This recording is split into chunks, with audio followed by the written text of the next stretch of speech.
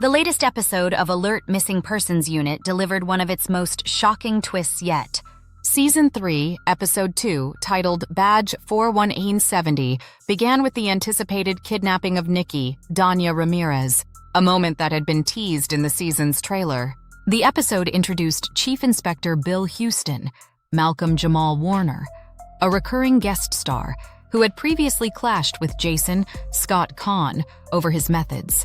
However, Houston acknowledged the need to take the good with the bad and aimed for a fresh start. His primary concern was locating Nikki, especially given that Raina, Sharon Taylor, a felon Nikki had arrested for assault, had been released on early parole. When Nikki's phone went straight to voicemail and her car was found burned outside the city, concerns heightened. Fortunately, the vehicle was empty, and Houston promptly issued an alert for Nikki's disappearance. After Nikki was taken by Raina, she attempted to alert an officer while trapped in the trunk of a car. However, Raina shot the officer, though he survived.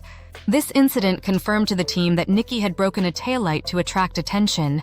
Houston advised Mike, Ryan Broussard, to step back from the case, acknowledging the emotional toll of investigating his own wife's disappearance. However, Mike refused, stating that Nikki was his home. He later admitted to Jason that he could not stop thinking about what Raina might be doing to her.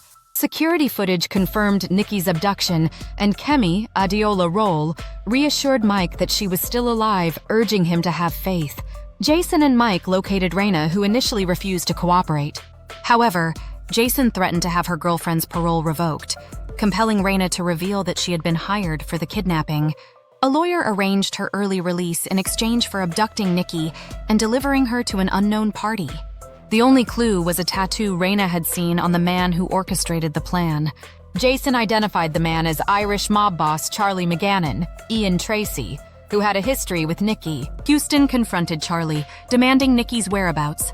The mob boss played coy, speaking in metaphors about symbiotic relationships. Houston reminded Charlie of Nikki's past assistance in saving his daughter and confronted him about a scheduled meeting Nikki had planned with an FBI agent.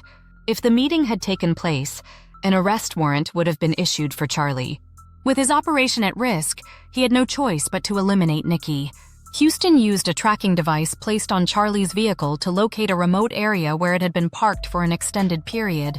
Jason and Mike rushed to the scene where Jason discovered a body. Overcome with emotion, Jason attempted to shield Mike from the sight, but the devastating truth was undeniable. Nikki had been murdered.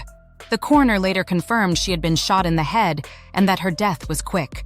At headquarters, Kemi, deeply affected, reminisced about Nikki with Helen, Diana Bang, who regretted not having more time to know her. While reviewing footage, Kemi noticed a key Nikki had left behind, which turned out to belong to a mailbox. Inside, Jason discovered Nikki's secret collection of evidence against Charlie, compiled over 8 years. A letter from Nikki revealed her foresight. "If you're reading this, I'm already dead. You found the contents of my secret mailbox. I've been adding to this mailbox for years. Call it my insurance policy." Jason immediately alerted the team, but Mike had already gone rogue, heading directly to Charlie's home. Mike crashed his car into Charlie's and dragged him out, placing his badge in Charlie's pocket before taking him into the woods. Holding Charlie at gunpoint, Mike expressed his anguish, reminding him that Nikki had always drawn the line at murder, a line Charlie had crossed. As Mike prepared to execute him, Jason intervened, urging him to reconsider. He assured Mike that Nikki's compiled evidence would finally bring Charlie to justice. Reluctantly, Mike spared Charlie's life, vowing instead to expose his crimes to his daughter. With Charlie in custody, Houston assured Jason that Nikki's evidence would be used appropriately.